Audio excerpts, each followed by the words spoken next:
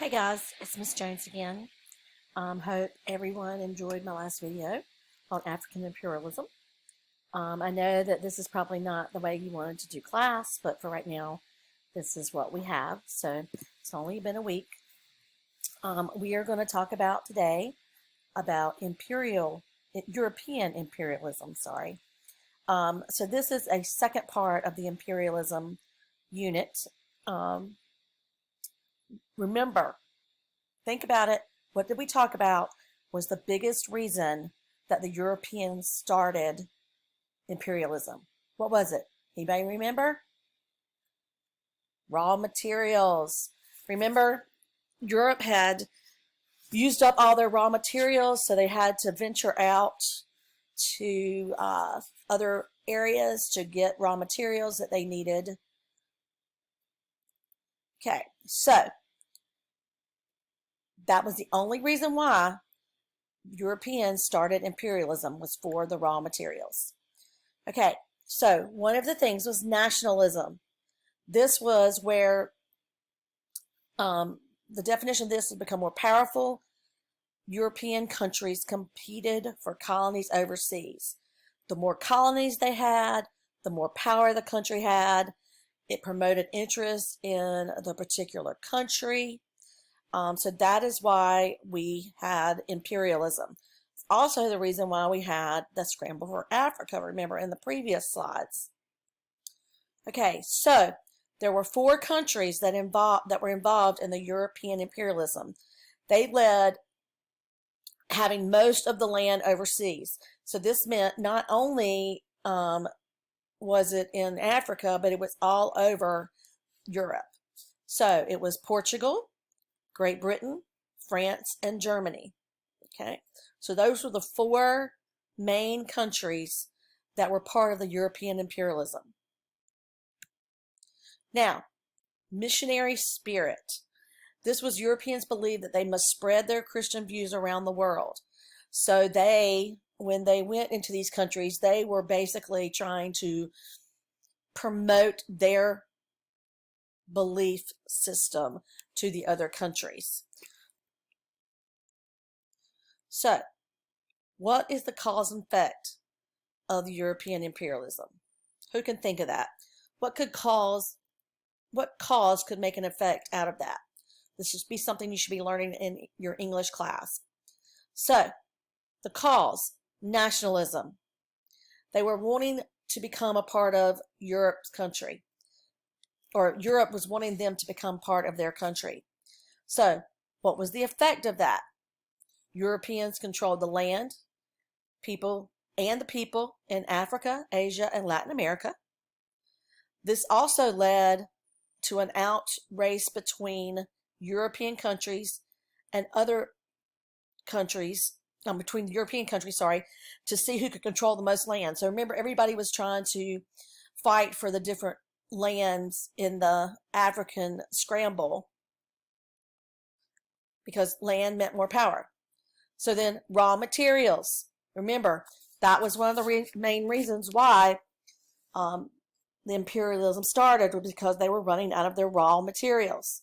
So the effect of this was that Europeans controlled trade in these colonies and determined which crops they grew. So basically, they couldn't do what they wanted to do. They had to do what the European controlled countries did or asked them to do. It led the Europeans needing to find new markets to sell all their products that were made in the European factories. So not only did they require these colonies to grow what they wanted them to do, they had to find different areas to sell the information, not just back to them. Okay, so spreading Christianity. Christianity was spread to Asia, Africa, and India. Okay, they did not have those types of beliefs in those colonies at this time. Europeans believed in social dwarfism, which states that they were the most evolved and superior race and needed to spread their way of life. So the Europeans during this imperialism time thought that they were superior to everyone. So another factor was the white man's burden. So the white man's burden was a poem written in 1899 by Rudyard Kipling. Okay? Basically, he thought that the Europeans should cleanse the world of darkness and turn all the people around the world into around the world who were not civilized to being civilized. So by 1914, 90% of Africa was under the control of the European nations. So we will look at the map next week, but just think about what this was causing, that 90% of Africa was controlled by the Europeans. So if you see the poem, this is an excerpt from the poem, it says, "Take up the white man's burden, send forth the best ye breed, go bind your sons to exile, to serve your captives' need, to wait in heavy harness, on fluttered fold and wild, your new caught sullen peoples, half devil and half child." So this was just an excerpt of the poem. The poem had a little bit more to it. If you want to go do it, just look up the poem. Okay, so Africa was not the only place that this happened. This was the only place that we're talking about mainly. It also happened in Asia as well as China and India. So imperialism was over the whole European area in China and India. Okay, so by the 1700s, Britain began trading opium in China. After years of importing Chinese tea, they started trading opium. Now, now we hear about opioids are the cause of a lot of people getting addicted to it. So this was something that started back in the 1700s. So opium is not a new drug. Now, remember, import means to take in. Export means to send out. So the British were taking tea from China and started exporting them the opium. Okay? So remember, importing is bringing in, exporting is sending out. What is opium? It's a highly addictive plant, and heroin comes from this plant. So the Chinese say, just say no, Chinese. Basically, the same thing we were talking about today's time. People get addicted to opium. It's a very highly addictive drug, which comes from a plant. So you go back here. Down here, you can see this is actually an opium plant. But you can see they were smoking it back then. So this is not something new. So, surprise, surprise. Guess what? The Chinese people became addicted to it. China also banned Britain from trading it. So ban means to stop something. So China said, okay, our people are becoming addicted to this opium, so we're not going to trade it with Britain any longer. They were trying to look out for their people. Okay, Britain refused and went to war with China in the 1800s. This was called the Opium War. So Britain wanted that money coming in because they were exporting it to China and China was paying for it. So they were upset that China decided to refuse their shipments because of the fact that they would lose money. Now, China were quickly defeated by Britain because China was not as strong to resist the Western demand. So China was not a strong country at that point. So Britain was able to quickly defeat them. Most places around the world could not fight back against Europeans because their militaries were too weak compared to the European militaries. Now remember, the Europeans had been, around for years and been in charge. So they had all the military backing. They had all the equipment, or the, what's the word I'm looking for? The guns and all that. So just remember that that's the reason why the European just would beat them. Oh, sorry. Okay. So because Britain won, it forced China to keep the opium ports open. So it forced China to keep importing the opium that Britain was exporting. Now, as a result, China was forced to sign what they called unequal treaties, and it was divided into spheres of influence by foreign nations. So, what is a sphere of influence? Any area in which one nation wields dominant power over another or others. So, European countries controlled the ports of China, forcing them to trade with the Europeans. So, here, this is kind of China right here. So, Russia, Germany, Britain, France, they all wanted a piece of what China was. So the sphere of influence did not include the United States. Now remember, this is only in the western part. The United States had not quite gotten in there yet. But America was not allowed to trade with China at this time. So this led to an open door policy.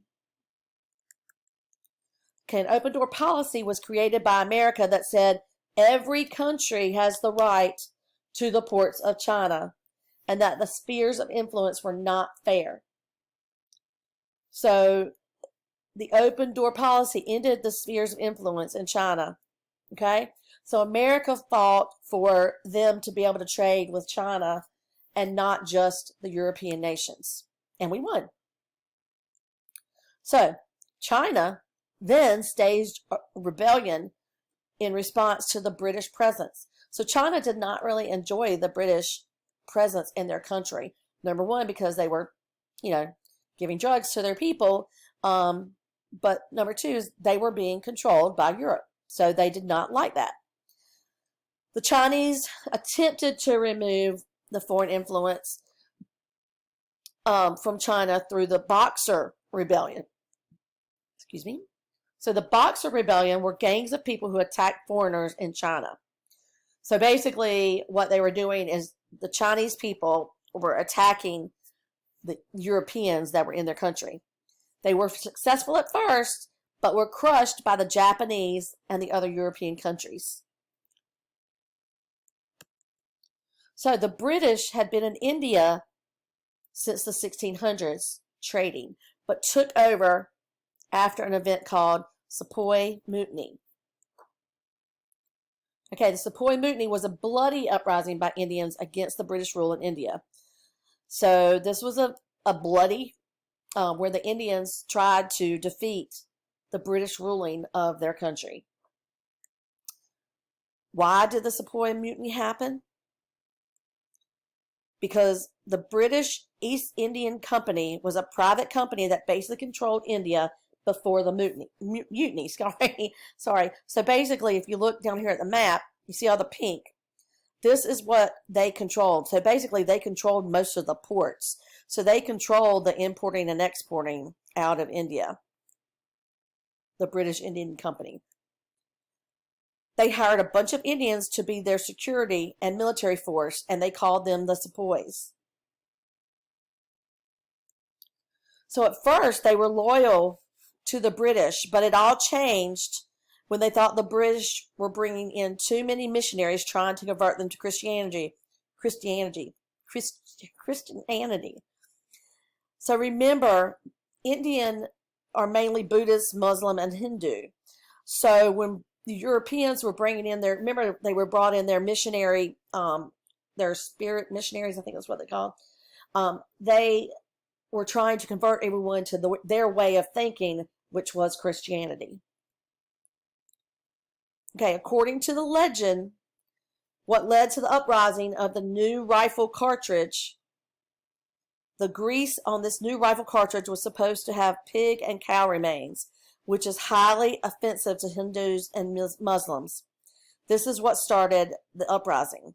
So India, which again were mainly Hindu and Muslims, said, okay, we are offended by cows and pigs, but you're using weapons that have grease on them from cows and pigs. So they started to revolt against European countries.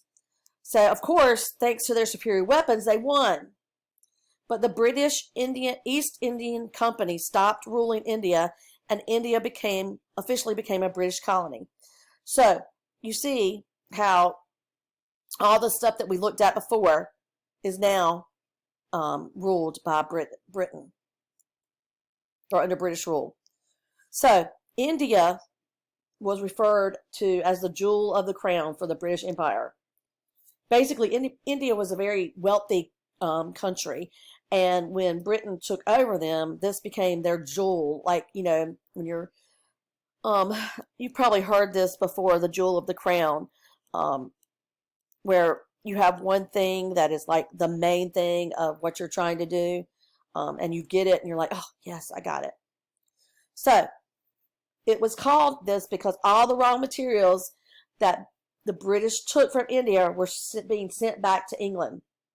So they had pepper, cotton, porcelain, fine spices, tea, coffee. The opium that British sent to the Chinese came from India.